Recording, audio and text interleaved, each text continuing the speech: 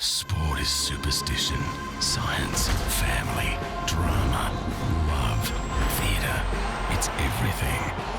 That's why we've made a betting brand for sports fans that's better. Gamble responsibly. It's a massive week for Josh Giddey, especially at Madison Square Garden. Can you believe he's joined Wilt Chamberlain in the record books? It's raining triple doubles, James. It is absolutely ridiculous, Dicko. I love it as well because, look, in terms of can I believe it? Yes, because he's a triple double machine now. Like, that's what Giddey does. Literally just, let's go. Giddy up. Right there. Giddy up. Come on. He dropped 24, 12 and 10. I love him. He gets out there at MSG. He joins Wilt basically by going, cool, my first 2 games in MSG, I'll throw a triple-double in there just for good luck. How good's this? Hasn't been done since 1968. His playmaking just keeps getting better. He's a triple-double threat literally each game now. Like, it's the first one of the season, but really what we're asking is just for his teammates to hit some more shots for him. And I think we'd be laughing with triple-doubles just raining everywhere for the rest of the season, Dicko. All right, well, you're speaking of teammates. How important is Giddey and Gilgeous-Alexander to the super fun Thunder outfit we're seeing? Well, they're the straws that stir everything, basically. Gilgeous-Alexander is absolutely wilding at the moment, Dicko. 31 odd points a game. He is shredding. The best part is, though, he's doing that without relying on 3 balls, which is pretty incredible. But really, it's the defense for the Thunder that drives everything. They're a top 10 defense. No one saw that coming. That's the Lou Dort of the world, those sorts of dudes, just the sort of unheralded guys going out there and doing sort of the dirty work for the Thunder, while Giddey and Shea just absolutely tear it up. They're absolutely smashing at the moment. I love them. Can they take down your man Ja Morant and the Grizzlies on Saturday? Can they, Dicko? Yes. Will they? No. Even without Desmond Bain, who I absolutely adore, because that dude is smashing threes like it's going out of business, they'll push this Grizzlies team, but the Grizz just have a lot of talent across the board. But again, we've got another great point guard matchup in Shea versus Ja. Again, it's the Spider-Man meme. I love this.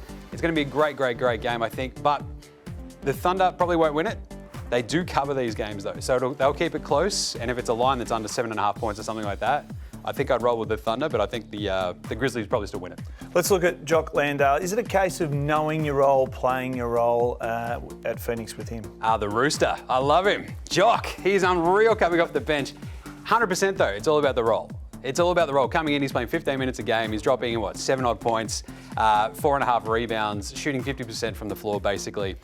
But really, his plus-minus numbers on the floor are what make him so special, right? Like, if you're only playing 15 minutes, come in, make an impact. That's what Jock's doing for Phoenix. They're one of the best teams in the West. He comes in, keeps them rolling. He's basically got a plus-minus, I think, of around 5.5, which puts him in the upper echelon of some of the NBA players, which is pretty striking to do in only 15 minutes. That shows how much of an impact he's having, and he just fits perfectly. And this is it, a shooting big man. I wish he'd hit more threes though, Dicko. I'm just saying. He's not going great from downtown, but he'll get there. They'll drop. But a shooting big man on that sort of contract, that's rolled gold in the NBA. So he's fitting in great, and I reckon San Antonio and Atlanta are kicking themselves for sort of not holding onto him. I know that role so well, the bench player. I just never had the impact. That's all right. Well, let's talk our Aussies at Brooklyn. Now, Simmons and Mills. Now, it looks like the Nets need them more than ever. They do, because they're getting absolutely smashed by the likes of the Sacramento Kings earlier in the week.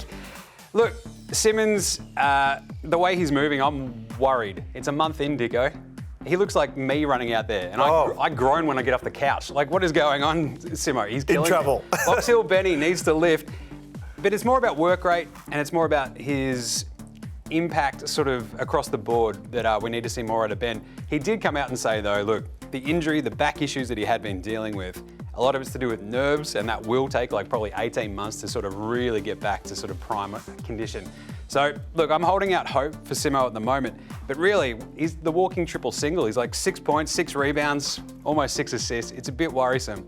But look, a month in, we want to see more of that impact rolling because he's going to be the key for that team in the second half of the season defensively. And Patty Mills, you mentioned him. Yes, look, love Patty. His role has been sort of reduced under their new coach, Jacques Vaughn. They've basically put in Cam Thomas, which is a younger, more selfish version of Patty Mills, if you ask me. But Patty, look, he's there for veteran leadership. Come in, change a bit of the vibe, do some good things, keep Ben Simmons on the, on the straight and narrow, keep him pumped up. And basically, they just need him to come in, hit threes off the bench, because that's going to be the key for the Nets as well, right? It's all about shooting for them. Surround Kevin Durant with shooters. Patty Mills is a shooter. I still reckon they should start him and just let him, keep the ball and just go with Boomer Paddy 100% of the time, but that's just me. Just get him the ball and finish his work. All right, have you read anything into the trade rumours with Simmons to the Mavericks? So this popped off last week, and look, it was one of those ones that got the kibosh put on it pretty quickly because everyone sort of sat back and went, hang on a second, Luka Doncic next to Ben Simmons. All you need around Luka is shooting, 100%. And if you can't shoot, then I don't know how you're going to fit with Luka Doncic. So he'd just sort of be clogging up the lane, I reckon, for Luka. But these are the things that will sort of get tossed around for the rest of this season as well with Simmons. Like as he plays himself back into form, the Nets will kick the tyres on whether or not they can sort of upgrade. He just needs to actually be playing better and to build that trade value back up, Dicko. All right, well, loving the work of our Aussies in the NBA. Let's hope Melbourne's Josh Giddey has some more record-breaking days ahead. The betting brand for sports fans. That's better. Gamble responsibly.